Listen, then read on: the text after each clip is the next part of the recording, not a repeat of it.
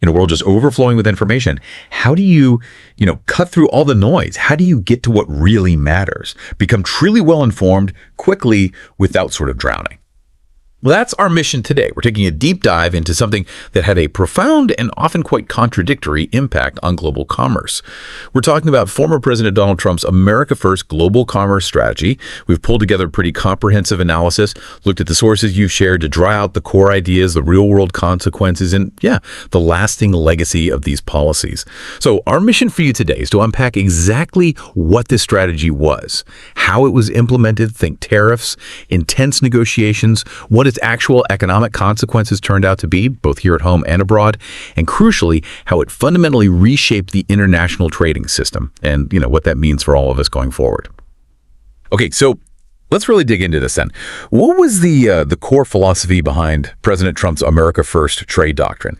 And just how dramatically did it actually shift U.S. trade policy from what came before? Well, it really was a radical departure. Decades of established U.S. policy were essentially overturned. The America First philosophy, it aimed to completely reorient the U.S. economy away from being primarily, consumption-driven towards one focused much more on domestic production. This was a core principle, actually. It was even formally outlined in a presidential memorandum, January 20th, 2025. That really signaled a clear intent to challenge the existing global trade norms. Right. And what are the stated goals? We certainly heard a lot about things like trade deficits and bringing jobs back to the U.S. Absolutely. The objectives laid out were quite clear. First, reducing those persistent trade deficits. Second, explicitly aiming to reshore manufacturing jobs, the idea being to boost GDP and employment. Third, strengthening national security. How? By building up the domestic industrial base, reducing reliance on foreign nations, especially for critical supply chains. That was a big one. There is also this really strong emphasis on what they called reciprocal and fair trade. For instance, you'd often hear them contrast the US's 2.5% auto tariff with the EU's 10% or China's 15%.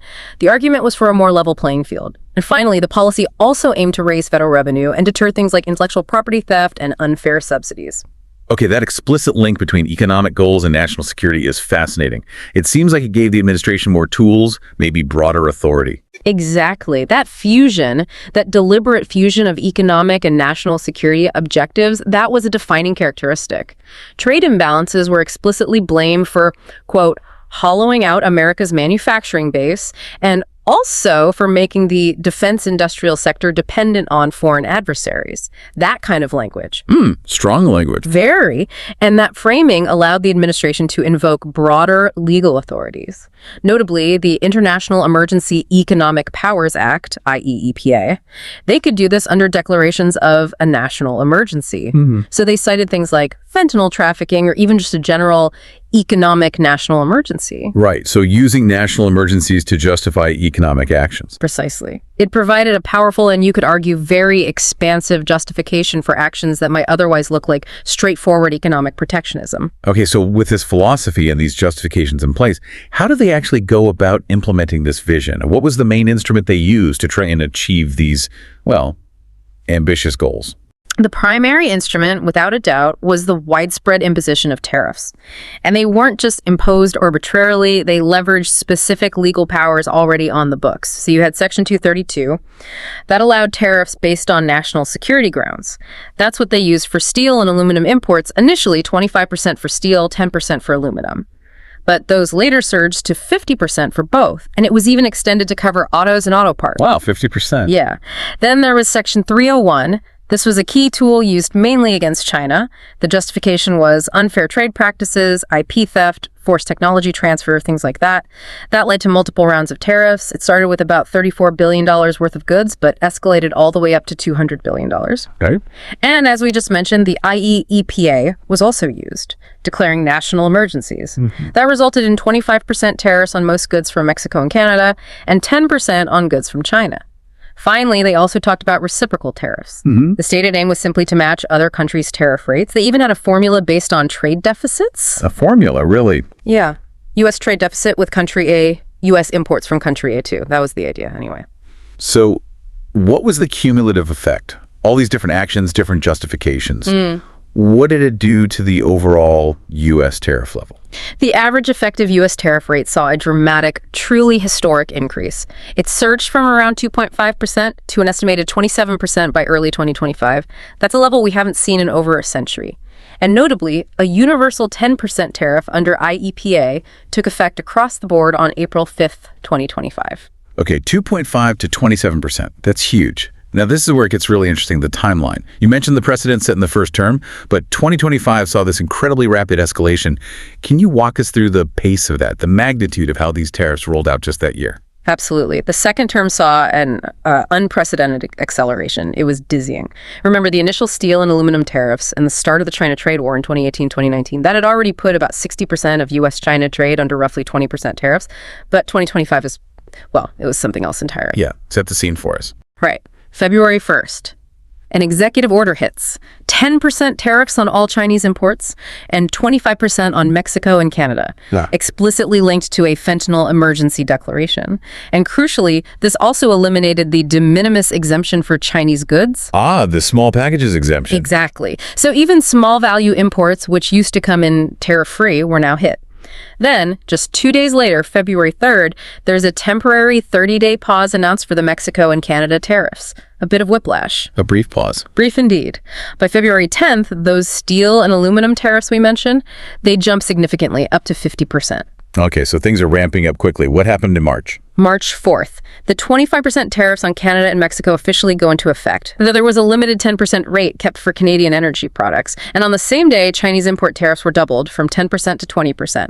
And then came April 2nd, dubbed Liberation Day by the administration. Liberation Day. That was the term used. They announced universal tariffs. This included another 34% on Chinese goods, so adding that to the existing 20%. That's 54% total on Chinese goods. 54%, yes. And again, the de minimis exemption for China and Hong Kong was terminated. Wow, just relentless increases. Did it stay at that level? It fluctuated. U.S. tariffs on Chinese goods actually reached a peak of 145% at one point, though they were later reduced to 30% after a subsequent trade agreement was reached. China's tariffs on U.S. goods also fell then, down to 10%. And there was also a notable side deal with the UK, specifically on auto and aerospace tariffs. But yeah, the overall picture in 2025 was this dizzying pace of increases, clearly designed to exert maximum pressure. Okay, so tariffs were the main weapon. But beyond that, the renegotiation of NAFTA into the USMCA was a massive undertaking. How did this whole trade strategy influence that process, especially for a really key sector like automotive? Oh, the USMCA renegotiation was absolutely a cornerstone of the strategy, and it was heavily influenced by explicit tariff threats. Those threats were used as leverage throughout the talks. The whole agreement was designed to, 1, secure market access for the U.S., but also, 2, incentivize reshoring, particularly in the auto sector. So how did it try to do that for cars specifically? Well, the USMCA really pushed for cars to be, more North American. It meant tightening the rules of origin, the ROOs. The amount of a car's value that had to come from North America jumped from 62.5% under NAFTA to 75%. It also required 70% of the steel and aluminum used to be sourced from North America. And there was a new labor value content rule. 40% of the car's value had to come from facilities paying workers at least $16 per hour. $16 an hour. Okay. Yeah. That's quite specific. It is. And to enforce it, there was a 25% tariff slapped on any auto imports that didn't meet these new USMCA requirements.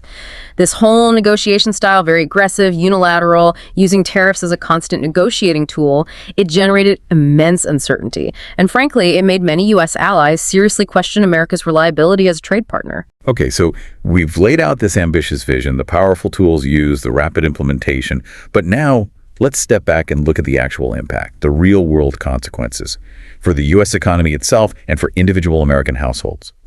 Did this strategy deliver on those bold promises, or did it end up creating maybe a different set of challenges altogether? Well, looking at the economic consequences for the United States, some significant challenges definitely emerged. Projections at the time indicated a U.S. GDP reduction of about 0.8%, and that was before even factoring in foreign retaliation.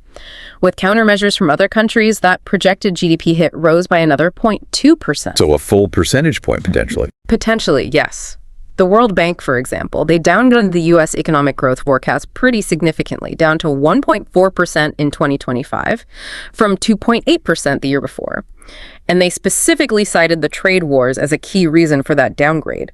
This highly unpredictable environment also seemed to freeze investment plans, not just in the US, but worldwide. And financial markets, they reacted negatively too. The S&P 500, for instance, plunged about 4% right after those April 2nd tariff announcements. And you saw 10-year Treasury yields jump up as well, signs of market stress.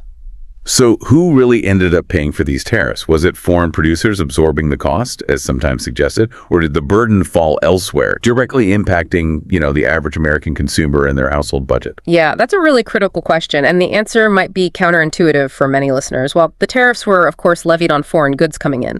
The studies pretty clearly show that over 90% of those tariff costs were actually absorbed by American buyers, American importers, and ultimately consumers. Over 90%. That's what the research suggests. Essentially, it functioned like a hidden tax increase on U.S. households.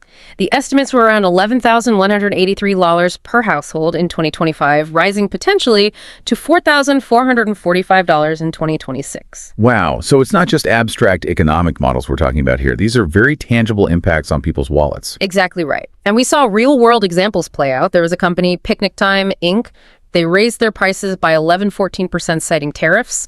You had consumers reporting noticing price increases on everyday basics, toothpaste, shampoo, and importantly, altering their purchasing habits because of it. Retail sales data for May showed declines, including a pretty sharp 3.5% plunge in auto sales. And it wasn't just small companies. Major players like Walmart, Lululemon, J.M. Smucker, they all publicly announced plans to raise prices, pointing directly to these added tariff costs. Okay, so consumers felt it. Now, one of the most compelling promises, maybe the central promise of America First, was bringing manufacturing jobs flooding back to the U.S. Many listeners might naturally assume tariffs on foreign goods would automatically lead to that. But what did the actual employment data reveal? Was it that straightforward? It really wasn't that straightforward at all. The data suggests that the import tariffs, they had no sizable or significant positive effect on U.S. employment in those protected sectors. No significant effect. Not really, no. And conversely, the retaliatory tariffs, the ones other countries put on U.S. goods, they led to documented negative employment impacts, particularly in agriculture, but elsewhere too. For instance, just the 2018 tariffs, the earlier ones, were estimated to have led to a net loss of about 75,000 manufacturing jobs. A loss, not a gain. A net loss, yes, because while some jobs might have been created or saved in the industries directly protected, like steel, many more were lost in industries that use steel and aluminum because their input costs went up. Think auto parts, farming machinery. Caterpillar, for example, reported over $100 million in extra costs just from the steel and aluminum tariffs. And there's an irony here, too. The tariffs, combined with the USMCA rules, could actually incentivize companies to invest more in Canada and Mexico to produce goods for export back to the U.S., rather than solely reshoring production to the U.S. Kind of the opposite of the stated goal, then. In some cases, potentially, yes. It highlights the complexity of these supply chains. And what about the idea that tariffs would bring in a lot of federal revenue? Was that a significant boost to the U.S. budget? Well, it was definitely stated as a goal, but in reality, customs duties remained a, comparatively small slice of the overall federal budget. Projections suggested the tariffs might generate around $330 billion annually if fully implemented across the board. In 2025 specifically, the figure was estimated at about $156.4 billion. Which sounds like a lot of money. It is a lot of money, but in context, it's about 0.51% of GDP. It did make these tariffs the largest tax hike since 1993, technically, but still pretty modest compared to the U.S. Treasury's total tax revenue, which was around $5.1 trillion in fiscal year 2024. So again, the analysis consistently showed this kind of disparity between the stated economic objectives and the often counterproductive or at least underwhelming outcomes. Okay, let's shift focus beyond the U.S. borders now. How did these trade wars ripple across the global economy? How do they affect our major trading partners, regional dynamics? Let's maybe start with China, the main target. The ripples were indeed significant, and China certainly felt a major impact. U.S. seaborne imports from China plummeted down 28.5% year over year in May 2025. China's overall exports to the U.S. fell by about $15.2 billion in that period. Some economic simulations projected a U.S.-China trade slump of almost 50% within just a year, and potentially over 70% in the long term if those high tariffs remained. A 70% drop. That's massive decoupling. Exactly. And China's response was multifaceted. Strategically, they shifted towards greater self-reliance. They also actively diversified their suppliers. So looking to Brazil and Argentina for soybeans instead of the U.S. South America for poultry, Australia for wheat. They also accelerated their push for self-sufficiency in critical tech areas like semiconductors. You saw efforts from companies like SMIC and Huawei exploring alternatives like RASCV architecture. And alongside that, they expanded their own export controls on critical materials like rare earth minerals. Okay, so a strategic shift from China. What about the European Union, another huge trading bloc? How do they fare? For the European Union, the impact was generally assessed as significant, but probably manageable overall. Projections showed EU exports to the U.S. declining modestly, maybe in the range of 0.6% to 1.1%. We did see Eurozone industrial output drop 2.4% in April 2025, and German exports to the U.S. fell quite a bit, 10.5%. Certain countries were definitely more vulnerable than others, Germany, Italy, especially in sectors like transport, fashion, cars, Ireland, too, with pharmaceuticals. Right. The EU did announce about $23 billion in potential retaliatory measures, but those were largely paused while negotiations happened. So less direct confrontation than with China, but still definite economic headwinds. And what about our closest neighbors, Canada and Mexico, especially given that whole USMCA renegotiation process hanging over them? Yeah, Canada and Mexico were really significantly affected. The constant threat of tariffs used as leverage during the USMCA talks created prolonged uncertainty. That uncertainty itself acted as a major economic drag for both countries. Both nations did announce retaliatory tariffs. Canada's list, for instance, covered over $100 billion worth of U.S. goods. There was even serious concern that the newly negotiated USMCA could become kind of irrelevant if those broad IEPA emergency tariffs were sustained long-term. So undermining their own deal almost. Potentially, yes. That was the fear. And as a direct result of all this instability, both Canada and Mexico actively began diversifying their import sources, trying to rely less on the U.S. We also saw impacts elsewhere. Japan's exports fell 1.7% in May 2025, with a nearly 25% decline in their auto shipments to the U.S. It really hit global trade flows. It sounds like almost no major trading partner was untouched. Were there particular sectors then that really felt the brunt of these policies more than others, both here in the U.S. and maybe abroad? Oh, absolutely. Some sectors were hit much harder than others. The U.S. agricultural sector, for one, bore significant brunt of the retaliation.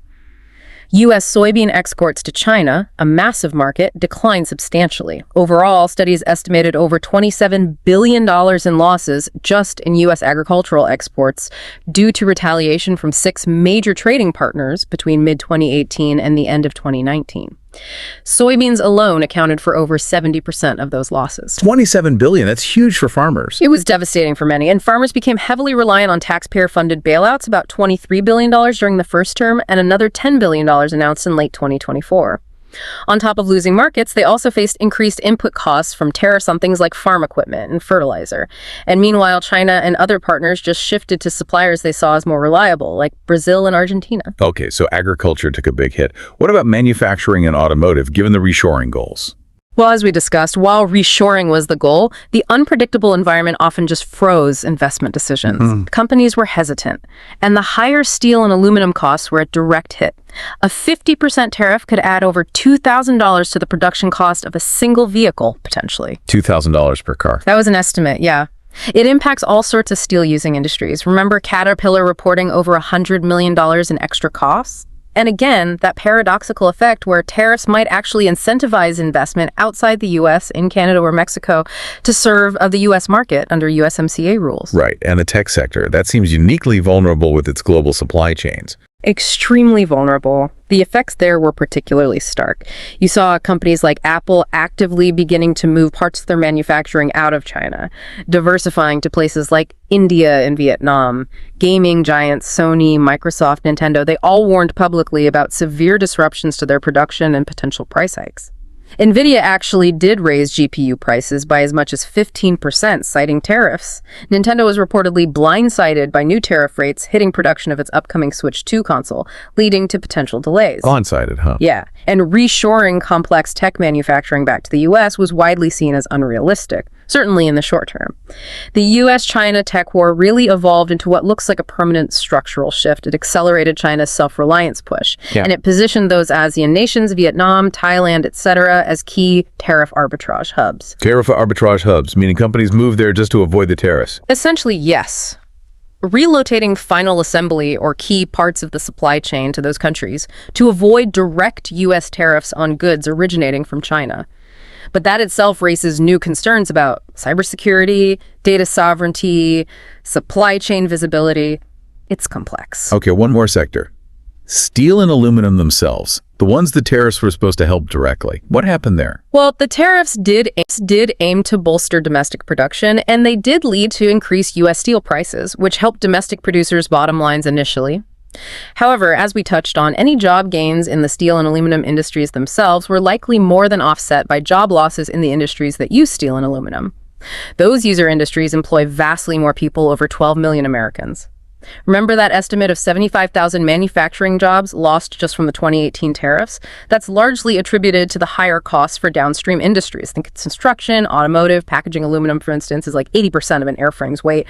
The costs ripple through. The Peterson Institute for International Economics did a study estimating that Trump's initial steel tariffs cost U.S. taxpayers over $900,000 annually for every single job they might have saved or created in the steel industry. $900,000 per job. That was their estimate, yes, highlighting the economic inefficiency argument. It really does sound less like surgical strikes and much more like a massive earthquake, just sending ripple effects everywhere across the global economy. So if we connect this to the really big picture now, how did these policies fundamentally alter the existing international trading system itself? Let's start with the World Trade Organization, the WTO. Yeah, the impact on the WTO was truly profound and potentially long-lasting. It represented a fundamental challenge to the entire global rules-based trading system that the WTO embodies. A critical and arguably enduring impact was the incapacitation of the WTO's appellate body. That's its top court, essentially. Since 2019, the U.S. consistently blocked the appointment of new judges to the appellate body. Why did they do that? The stated reasons were concerns about judicial overreach and procedural issues. But the effect was clear. Without enough judges, the appellate body simply couldn't hear appeals anymore. It became non-functional. This means that when a dispute panel rules against a country, that country can appeal the decision, but the appeal goes into a legal void. There's no one to hear it. So the ruling just hangs there, can't be enforced. Exactly. It effectively neuters the dispute settlement mechanism, which was considered the crown jewel of the WTO. This led to a significant drop in countries even bringing disputes to the WTO, and it severely undermined the organization's credibility and effectiveness. Wow. Okay, so a major blow to the WTO. This raises an important related question about global supply chains. You mentioned diversification and decoupling. How fundamentally did those chains change as a result of all this? These actions were described by some analysts as a targeted hit on global supply chains, and they absolutely accelerated that trend we were already seeing towards U.S.-China tech decoupling. That now looks like a permanent structural shift, not just a temporary blip. As we discussed, many firms, including Chinese ones, relocated production, especially final assembly, to ASEAN countries to achieve that tariff arbitrage. Right, avoiding the direct hit. Exactly. This, in turn, spurred initiatives in the U.S. and elsewhere for greater self-sufficiency, particularly in critical minerals and other strategic inputs.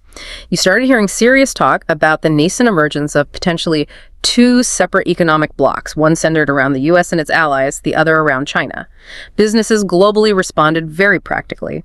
Surveys showed nearly half were already diversifying their supply chains in response, with another quarter actively considering it. They really started to crack the traditional logic of offshoring, which was purely about cost efficiency. Now, resilience and geopolitical factors are huge considerations. So a move from just in time to maybe just in case. That's a very good way to put it.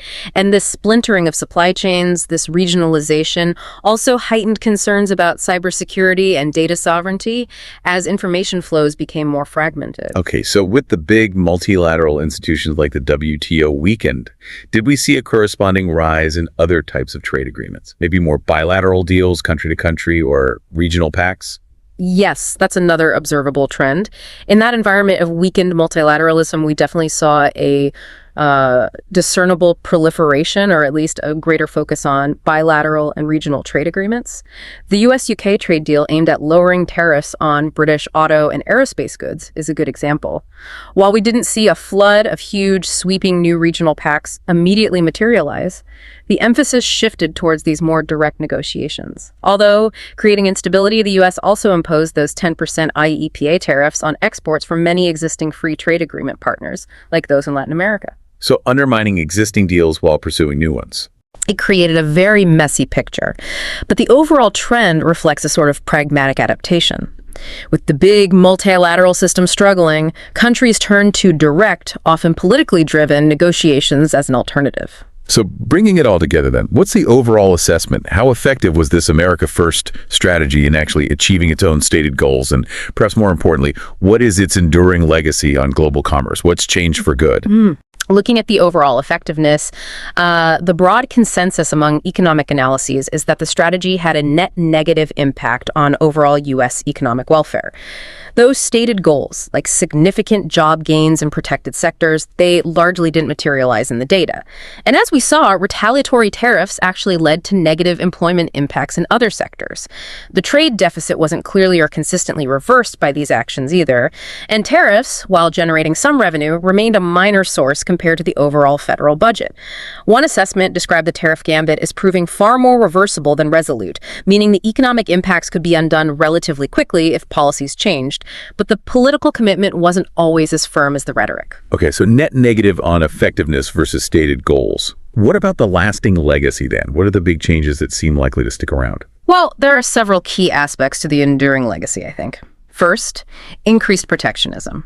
You could argue that protectionism has become a more structural feature of U.S. politics across the spectrum now, marking a fundamental shift. The average U.S. tariff rate hitting its highest level since 1941 is a stark indicator. Second, heightened global trade uncertainty. The unpredictable, unilateral nature of these actions created pervasive uncertainty, deterring business investment worldwide and disrupting supply chains in ways that might persist. Third, the structural reshaping of supply chains. That decoupling, especially U.S.-China, the reshoring efforts, the diversification, these have fundamentally altered global production networks. The emergence of distinct economic blocs seems more likely now. Fourth, weakened multilateral institutions. The incapacitation of the WTO's appellate body is a major concrete example that severely diminished global trade dispute settlement. Rebuilding trust and function there will be difficult. Fifth, a significant shift to geopolitical trade. Trade policy is now increasingly viewed and explicitly utilized as a tool for geopolitical competition and national security, not just economic optimization. This really implies a future of potentially fighting trade blocs. That's a powerful and somewhat sobering thought. Trade is a tool of geopolitical competition, almost a weapon. It is. And finally, maybe the most intriguing legacy. The apparent triumph of political efficacy over economic efficiency. The fact that the trade war seemed to yield political gains for the administration, despite the demonstrable economic costs we've discussed, highlights a potential paradigm shift. It suggests that public perception, political messaging, and appealing to certain constituencies can sometimes outweigh traditional economic metrics in shaping trade policy. Right. So to kind of sum it all up then, the America First trade strategy wasn't just a temporary detour. It looks much more like a fundamental paradigm shift in U.S. trade policy, moving away from decades of multilateralism towards a more unilateral, protectionist, and, as you said, geopolitically driven approach. Okay, so here's something for you, our listener, to consider as we wrap up. If trade policy is now less about purely mutual economic benefit and more about geopolitical leverage, national security, maybe even political messaging, what does this actually mean for your supply chains, whether you run a business or just buy things? What does it mean for your consumer choices? Or even for the broader stability of international relations? We seem to be in a world increasingly shaped by strategic competition, not just economic optimization. What new risks and perhaps what new opportunities does this altered global landscape present for you? Something to think about.